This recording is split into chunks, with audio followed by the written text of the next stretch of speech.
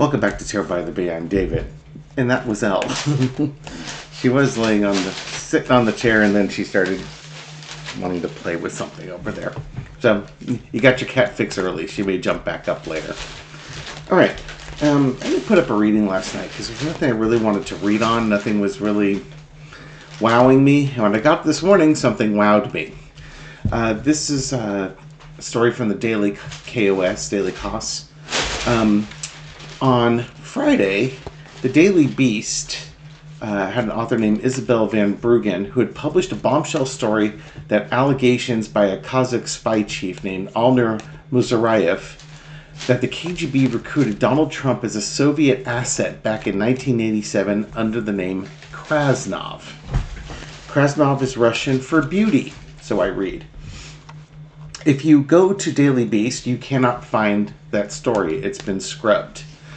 The cost story did dig down a little bit in there. Van Bruggen did publish another story on the same day where Anthony Scaramucci speculated that Trump might be a Russian asset. And when I looked up that story, it mentioned Scaramucci saying, it's funny, H.R. McMaster's couldn't figure out why Trump was enamored with Russia. John Kelly couldn't figure out why Trump was enamored with Russia. And another general couldn't figure out why Trump was enamored with Russia.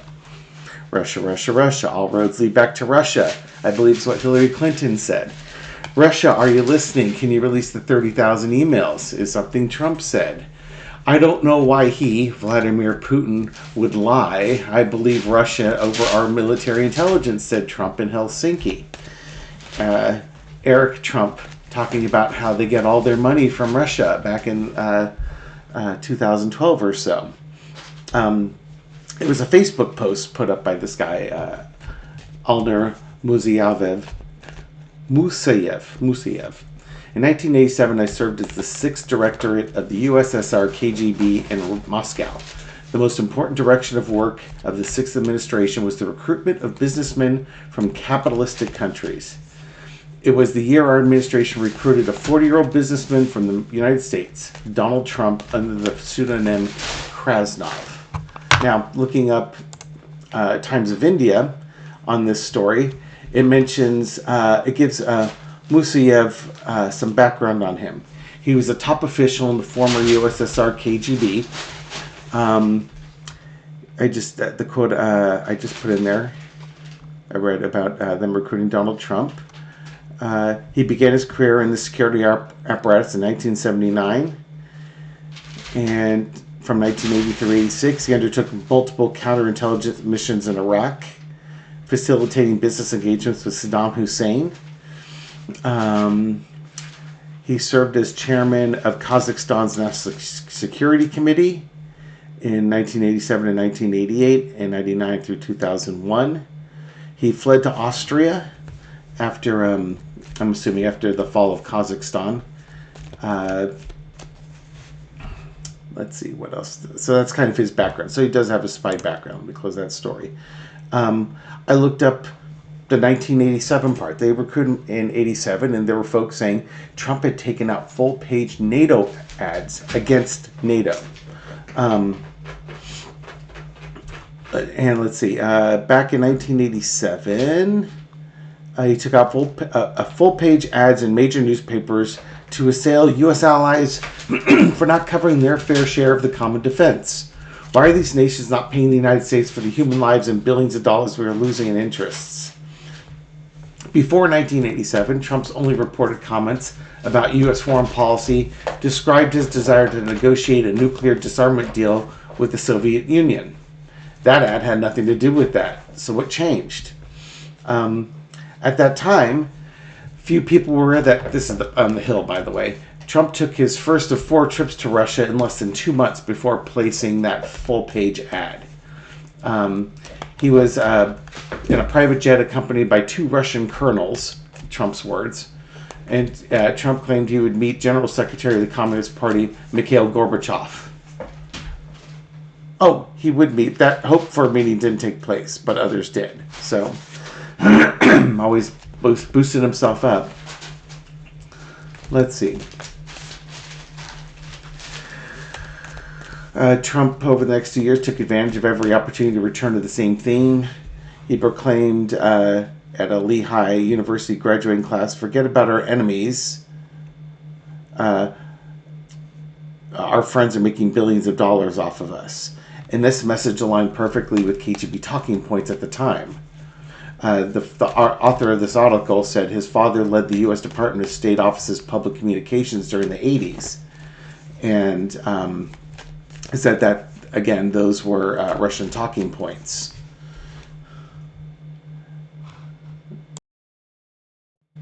Pausing to get further down the article, Trump returned to Russia in 96 and 2007 for the Miss Universe pageant. Donald Jr. and Ivanka took their trips to Russia in 2006 and 7. Trump sent a letter to Putin, which he congratulated the Russian leader on being named Times Man of the Year. As you probably have heard, I'm a big fan of yours. Great. In 2014, Eric Trump stated to author James Dobson, "We don't rely on American banks. We have all the funding we need out of Russia. We go there all the time." 3 years later, Eric Trump denied ever saying that quote. AP News article, just to show you, I'm doing a little bit of research here, sorry for the long intro. Trump bought full-page ads. This is in 2015. Spent almost $100,000 in ads for the New York Times, Washington Post, and Boston Globe. There's nothing wrong with America's foreign defense policy that a little backbone couldn't cure. For decades, Japan and other nations have been taking advantage of the U.S., and that has been costing this nation in terms of economy, deficit, and taxes. The saga continues unabated as we defend the Persian Gulf.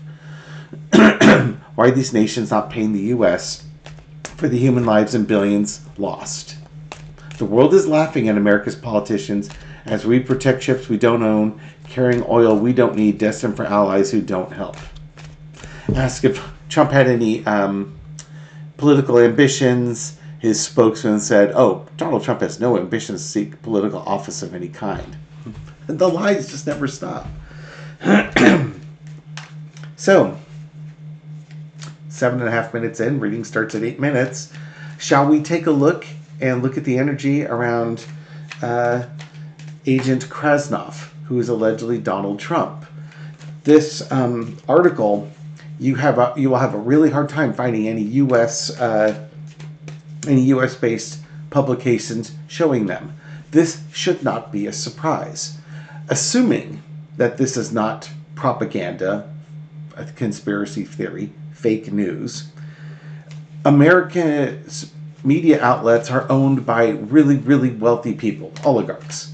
And Donald Trump is great for oligarchs because he's going to put even more money back in their pockets. So this would be inconvenient and would derail their potential for getting money. You'll have to go overseas to find these articles. As a friend once told me, way back in the 1980s, if you ever, and this was told to him by military folks, if you ever want to find out what's going on in the world, read American newspapers. If you ever want to find out what's going on in the United States, read foreign newspapers. So, let's take a look at Donald Trump and Krasnov. Is Donald Trump a spy? This is for entertainment purposes only, so come on down. Okay, we're done. Ace of Pentacles. What this man won't do for money. Big money, big opportunities here. You can imagine from Donald Trump's point of view, he saw Russia and he saw dollar signs. You know, there's an untapped market that he would get into and he would be in their good graces. And I'm sure and as Eric Trump said, whenever they need money, you know, they have investors in Russia that will just give them money. Russia, we're targeting American businessmen, people with money and influence. And Donald Trump was as big a character in the 1980s as anybody. And I might argue he was probably the biggest personality because that's what he wanted to be. Bribes? Mutual benefits? Sure. And welcome to the party. Opportunity for Russia, offer him money, will he accept? The answer was yes. How much money? This really screams Donald Trump, man. Did you say money? I'm in. How much money did you say again? And now, it's from Russia's point of view. Now they've offered the money and they've got him in. What are they going to do with him? How can we leverage this? For Donald Trump, it's like, ooh, I see all sorts of money. I'm in. I'm going to do this because Russia's an untapped market. In the past, the Tower of the Fall. Here's the fall of Donald Trump right there, back in the mid to late 1980s. Recruited, brought in. He probably had bankruptcies at that point, and this was going to be a huge financial opportunity for Donald Trump. You know, I say that, but let me take a look real quick. What were his first bankruptcies? Okay, I spoke too soon. Although Trump's never filed for personal bankruptcies, hotels and casino businesses of his have declared bankruptcy 6 times between 1991 and 2009 due to their inability to meet required payments. Yeah, that's interesting. Okay, so, but in the past, you've got the fall of Donald Trump. This would, instead of the bankruptcies, this is going to be his fall from grace and becoming under the influence of Russia.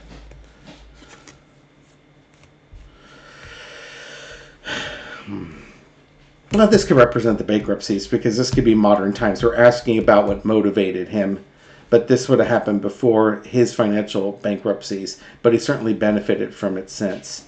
Current situation is the Ten of Wands. They recruited him, and now now they have to figure out what they're going to do with him.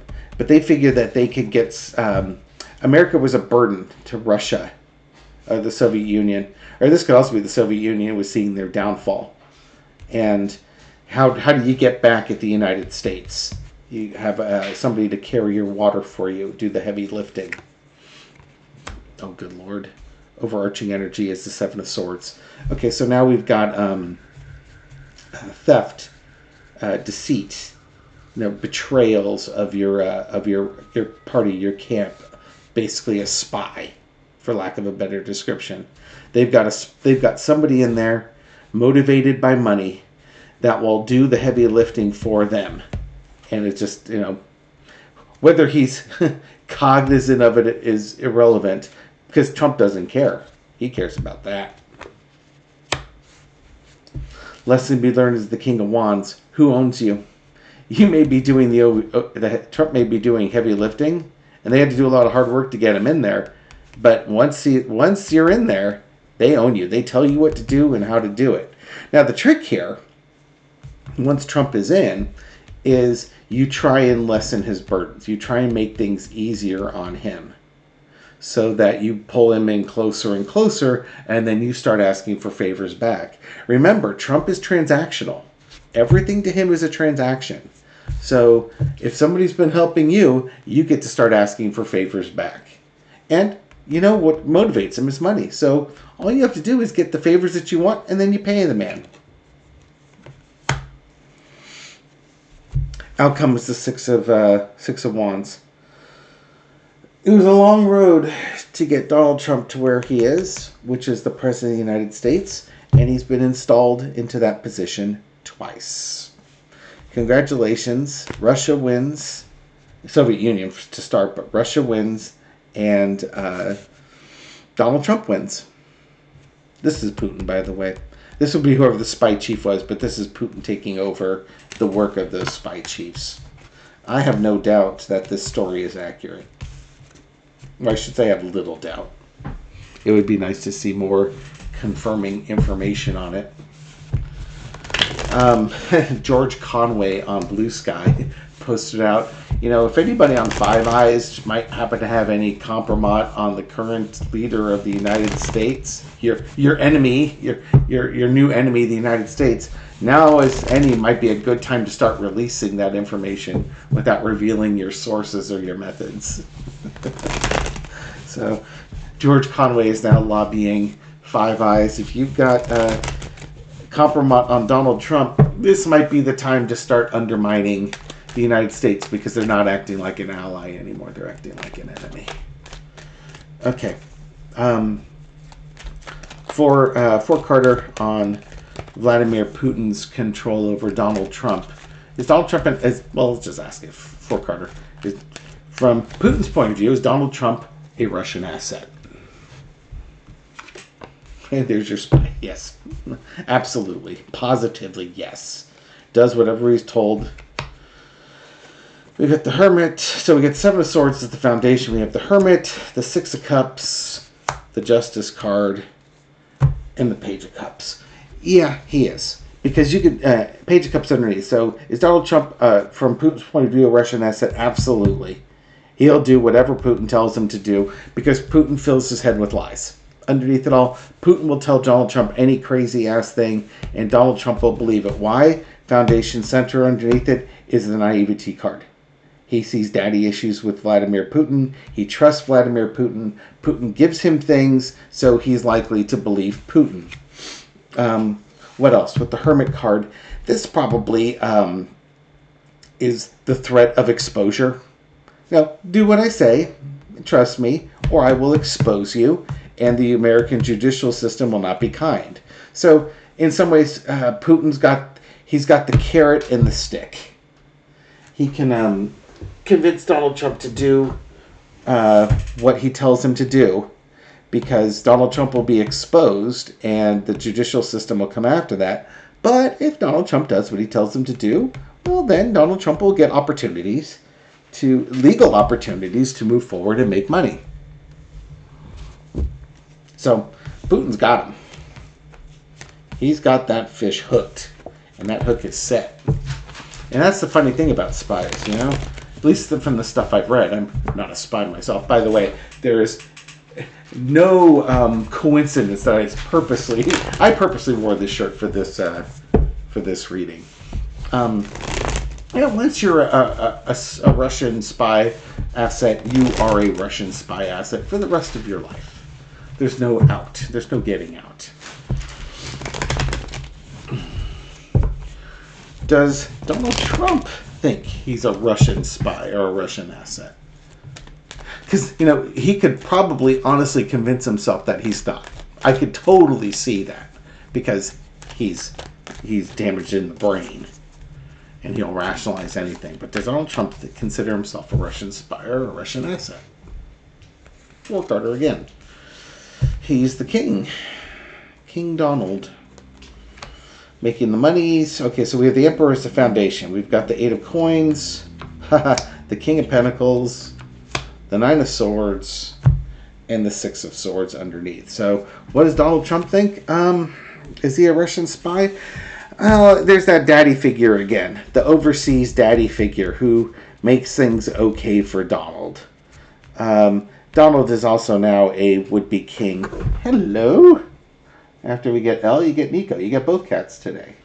How about you go sit on the chair over here in Elle's spot. Give you a couple pets so you settle down and everybody will get to admire your magnificence, sir. Daddy issues with the overseas dad, but Trump's made a lot of money, has become wealthy himself. It's a business relationship. So yeah, there's times where Trump maybe has anxiety over how he's going to land on his feet, but yeah. And now Trump himself is a king, a dictator, and an oligarch, and he's got lots of money. But in this case, from Trump right now, his brain's going. The stress and the anxiety to get there is always on there. And, he's the king who can't leave. If he leaves, he's in trouble. So he has to leave where he can. Does he consider himself an asset? I think he considers himself an equal. He doesn't consider himself an asset. He considers himself a member of a club. The Illuminati, for lack of a better description. The shadow governments that run the actual governments. If you go back to The Godfather 3, and where Michael is going over to Italy, to the Vatican, and he's meeting with a bunch of businessmen who basically let him know that they actually run the world. The world leaders don't run the world, they do. It's that kind of thing. Neither cat wants to stay on the videos for any length of time. Okay, well, you got the void, you got the cheetah, and the void too. You're not jumping up. Come on, if you wanna join, come up here. Yeah, people like seeing your board. Yeah.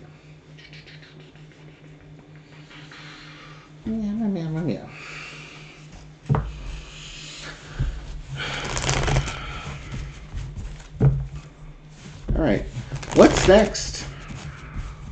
Or I should say, this story's now been revealed. Will this news gain momentum?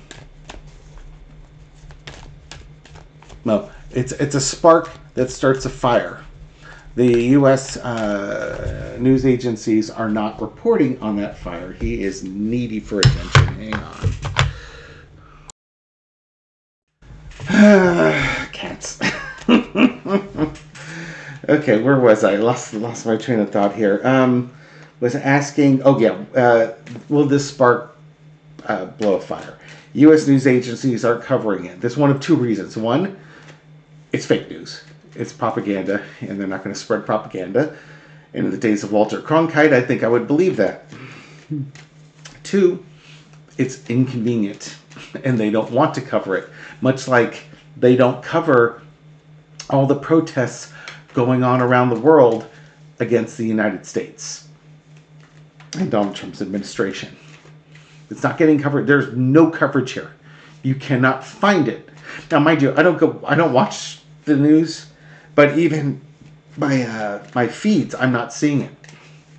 But the folks in Canada are letting me know about it. I've got friends in Canada and let me know about it. The folks in the comment section in Canada are letting me know about it. To the point where one person said, you even have the folks in Quebec being Canada nationalists. And that never happens. Oh, we are so screwed. We are so screwed in the United States. But you know what? We've earned it. So let us have it, man. Let us have it. You need to be knocked down several pegs. American exceptionalism, my ass. All right. Will this spark produce a flame? Will this catch on and spread? Do we have a revolution, my friends? Oh, 6 of coins. It's being restricted. The big money is restricting it. Got the Justice card. The 8 of Wands. That's cool. The 4 of Cups. And the Magician. No, it's really up in the air. Right now, I think, there's a wealth of information out there, and it's being restricted. It's coming down to us in a trickle.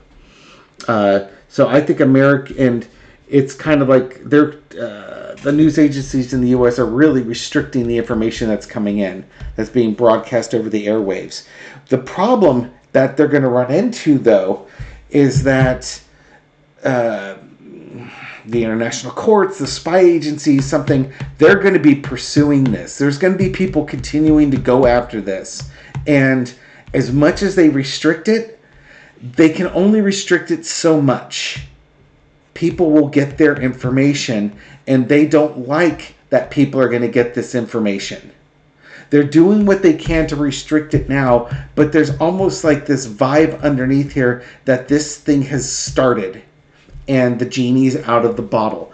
Has it gained momentum yet? No. But it could gain momentum quickly.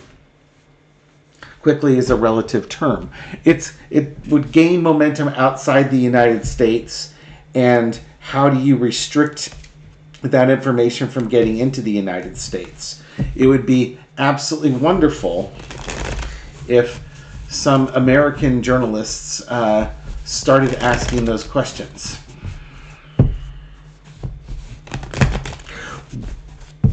And maybe that's the next question. This will be the last one here. Sorry for the longer reading here. But what will cause it to spread in the U.S.? If this is a true story, let's caveat it, okay? If this is a true story, because I don't want to spread the fake news, but if this was a true story, and I think it is, it fits, right? It fits. Right after Trump is allegedly recruited, he's speaking out against NATO, repeating Russian talking points. They bring him over there for beauty pageants, and he's taking trips with his family over there. His family starts getting a bunch of money from Russia to help fund their businesses. And then he continues to talk about Russian talking points, asks Russia for help finding Hillary's emails. In Helsinki, doesn't accuse Vladimir Putin of destabilizing the world. You know, just Russia, Russia, Russia. Everything comes back to Russia. Has a hero worship of Vladimir Putin.